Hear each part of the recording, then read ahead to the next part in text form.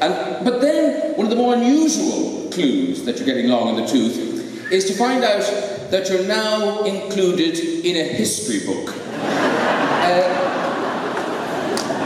Thanks for that, Ian. I thought the brochures from Saga Holidays were depressing enough, but no, I'm in a history book. Now, I've been lucky enough to have a sneak peek in the history book, and Ian, it really is an extraordinary work, and you should be so proud, because it works as a kind of academic book, it works as social history, but also for a lot of us, just a walk down memory lane, or simply scanning names that we half remember, wondering if they're dead yet. Now,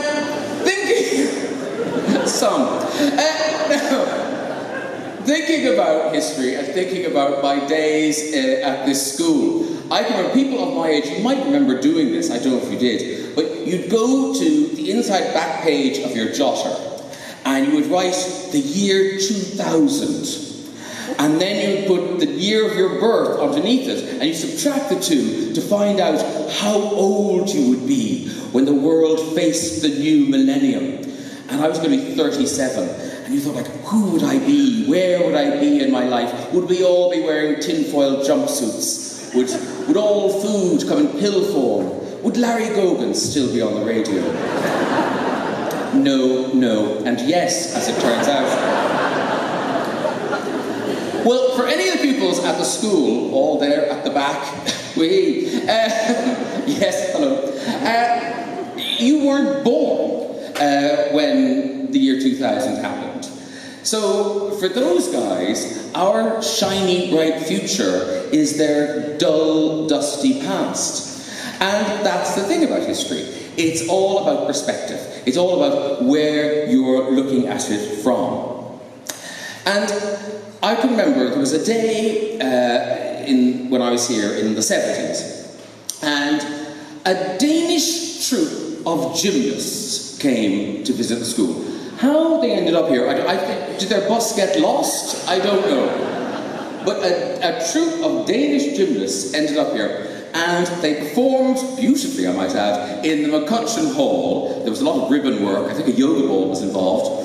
And we were so excited. This was such an exciting day. And I remember we all queued to get the autographs of the Danish gymnasts, because this was a day to remember. This was a day that really mattered. Spoiler alert, it's not in the book.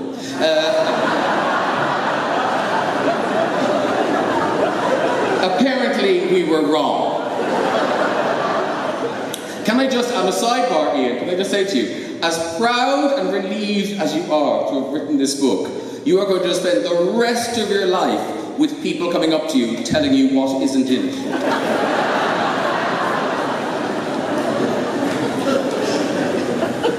And it's funny that, because when you're young, what matters? And the odd thing is, everything matters when you're young.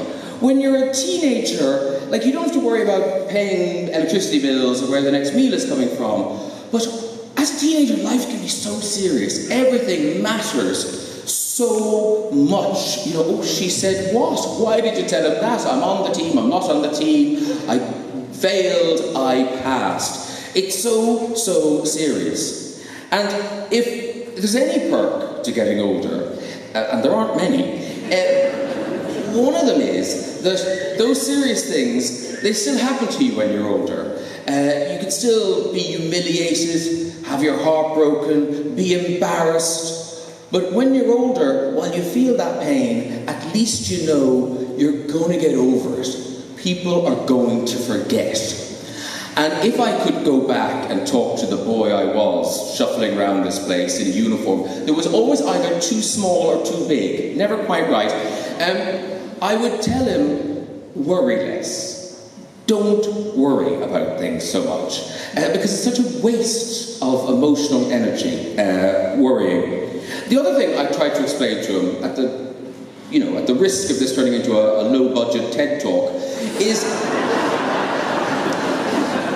The thing I would try to explain to him is that, really, when it boils down to it, all life is a series of choices and consequences. And the trick is to think about the consequences before you make the choice. And it's true.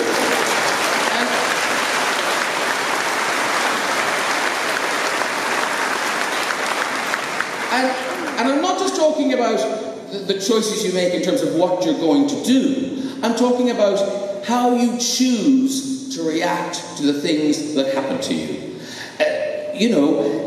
That's important too. You can choose to be defeated, or you can choose to try again. Of course, if I did say this to my young self, I would have just rolled my eyes and not listened. And I hope that's what you're doing at the back there. Dear God, what does that old man know about life? And that's the correct attitude to have, because you've got to learn through experience. And that brings us back to the study of history. Now, the history of a school is a particularly odd tale, because, of course, really, it's a history of us. It's a history of all of us, because without the pupils, without the staff, what is it? It's just some boxy buildings on a hill on the way to Clonakilty. Now, for most of us, our kind of relationship with the school lasts for 6 years. Ian, slightly different. But,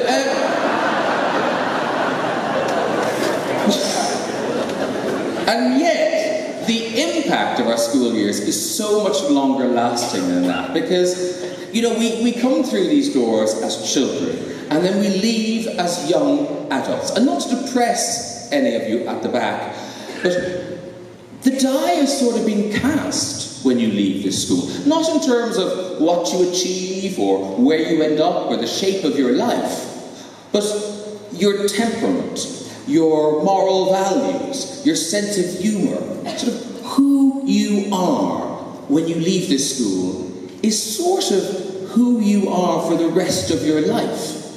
And so, how lucky are we that this is where we got cooked? And don't get me wrong, at the time I didn't realise I was so lucky. My school days were not the happiest days of my life. I hope that is true for everyone. Don't peak too soon. But it was when I left here and spoke to other people who'd been to different schools, I understood how lucky I'd been. For many, school can be a brutal, dehumanising time, which they spend the rest of their lives trying to recover from.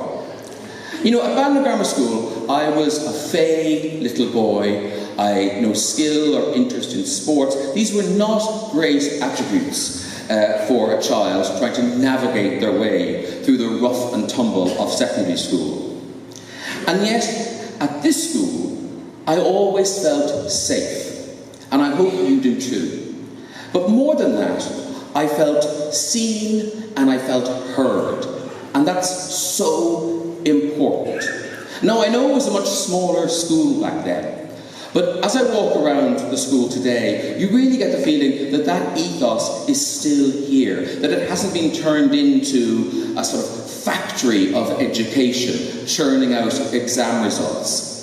The young people in uniforms I've met today, maybe because they're the pushy ones, but they seem like personalities before their pupils, individuals before their statistics. And it seems to me that schools succeed when they remember what they're for. Obviously, they're here to educate, and dear God, fingers crossed you leave with an education, but they're also here to protect and value their pupils. And it's because Bandon Grammar School continues to do just that. I'm confident that the book that we've launched today, called The History of Bandon Grammar School, will come one day just be known as Volume 1. Please join me in congratulating Ian Coombes on this wonderful book, but also the extraordinary work he does, protecting the legacy of this school for a bright future while eliminating its past. Ian Coombes.